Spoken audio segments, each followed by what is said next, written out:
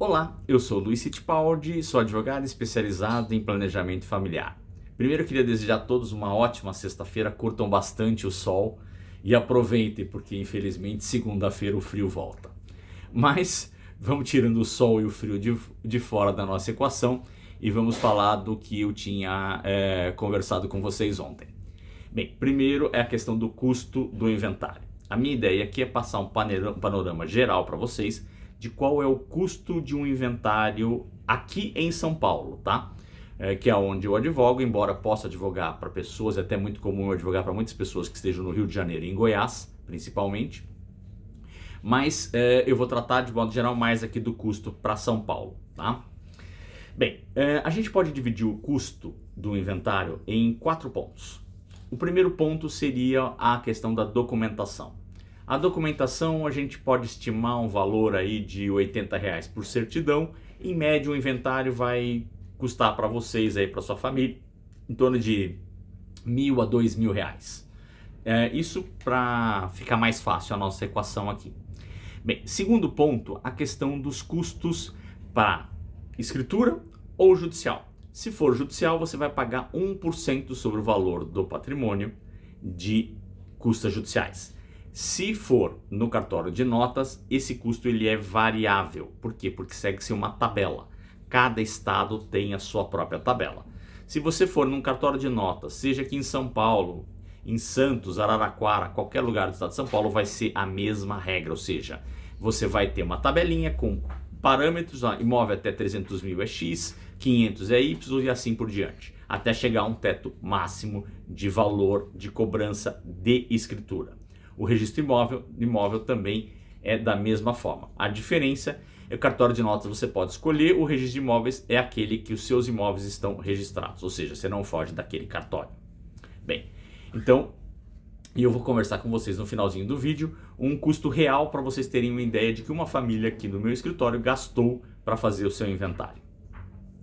Bem, o terceiro ponto são os honorários advocatícios. Os honorários advocatícios, vocês sabem, os advogados eles são vinculados à Ordem dos Advogados. E a Ordem estabelece uma tabela de cobrança de valores mínimos e máximos. Nem para você abusar demais e nem para você fazer uma concorrência desleal com seus colegas. Então ela estabeleceu que inventário você faz de 5 a 10% do valor do patrimônio real, tá? Não é aquele valor que está no teu imposto de renda, é o valor real dos seus bens. É isso que um advogado, em média, cobra de um cliente para fazer um inventário. Pode ter alguma pequena variação? Pode. Imagine um patrimônio muito grande, o percentual ele tende a cair, tá? E o valor do imposto de herança, ele varia de acordo com o estado em que a pessoa tem os bens. Então vamos dizer, se ela tem bens aqui em São Paulo, ela vai pagar até 4%, vai pagar até 4 não, 4% é o que ela vai pagar sobre o valor do bem. Se ela estiver no Rio de Janeiro ou em Goiás, ou tiver bens nesses estados, em alguns outros, esse valor ele vai subindo, chegando até 8%, tá? E para chegar a 8% é muito fácil, tá? Então é um valor pequeno para já pular para 8%. Então você tem que ter em mente que você vai ter um custo de 4% em São Paulo e até 8% em outros estados da federação. O que é mais complicado é que existe uma movimentação no nosso Congresso Nacional para que esse imposto de herança ele seja elevado.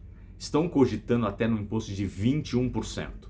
Aí você vai falar, não, 21% nunca vai passar no Brasil. Pode passar. Por que pode passar? Por 2 motivos. Primeiro, porque em vários países do mundo, o imposto sobre herança pode chegar até 50%. No Japão ele chega até 45%, na Coreia até 50%, na França vai de 5% a 45%, nos Estados Unidos vai até 40% ou 45%, vai sempre variar de acordo com o estado, no caso dos Estados Unidos, e também do valor do patrimônio. E o segundo motivo é que as pessoas estão vivendo mais no mundo atualmente.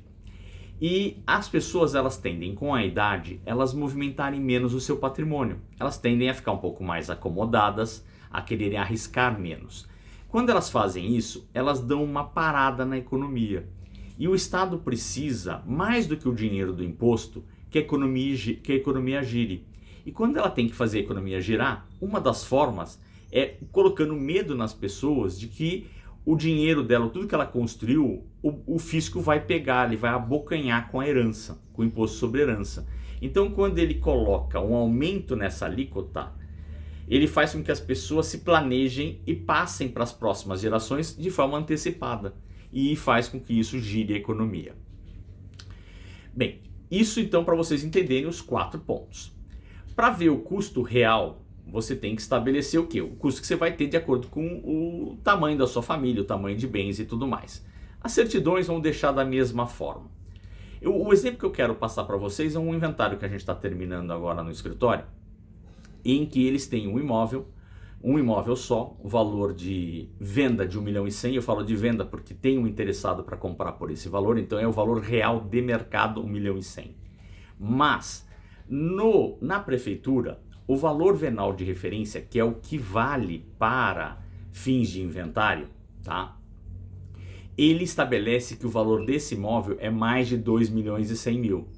Ou seja, o valor que eles vão ter que pagar de imposto, os 4% de imposto, vão ser sobre 2,1 milhões e não sobre o valor real de mercado desse imóvel. Então isso pode dar um aumento significativo. Imagine se a gente tivesse então no Rio de Janeiro, que o imposto é de 8%, o tamanho da pancada que seria na sua família. Então, para vocês terem uma ideia, nesse caso está se partilhando apenas metade do imóvel, porque metade vai ficar com o pai desses herdeiros. Então nós estamos falando o quê? 4% sobre 2,1 milhões, que vai dar 42 mil, porque eles estão fazendo dentro de um prazo e aí eles têm um descontinho. Então, só para vocês terem uma ideia, essa família está gastando 42 mil reais porque não está pagando sobre a parte do pai. Se tivesse partilhando todo o imóvel, vamos imaginar que já tivesse morrido a mãe e agora morreu o pai, só agora que eles vão fazer o inventário. Iria pagar sobre o total, ou seja, ia ser 4% sobre o total desse imóvel. Então, nós estaremos falando de 84 mil reais de imposto de herança. Isso fazendo dentro do prazo, tá? O prazo é, se você fizer o inventário até 60 dias, não tem multa. Entre 60 e 180 dias, você leva 10% de multa sobre o imposto devido. Passou de 180 dias, você paga 20% de multa sobre o imposto devido. Então, ou seja, imagine, eles estariam pagando aí, se tivessem perdido o prazo, mais 4 mil reais de multa hoje em dia, e se passasse mais ainda, mais 8 mil de multa. Mais os honorários, mais as custas de cartório, que nesse caso específico ficou quase 6 mil reais, e mais 3 mil reais de registro de imóveis. Então vocês veem que, somando tudo isso, mais os honorários advocatícios, a pancada deles é muito elevada.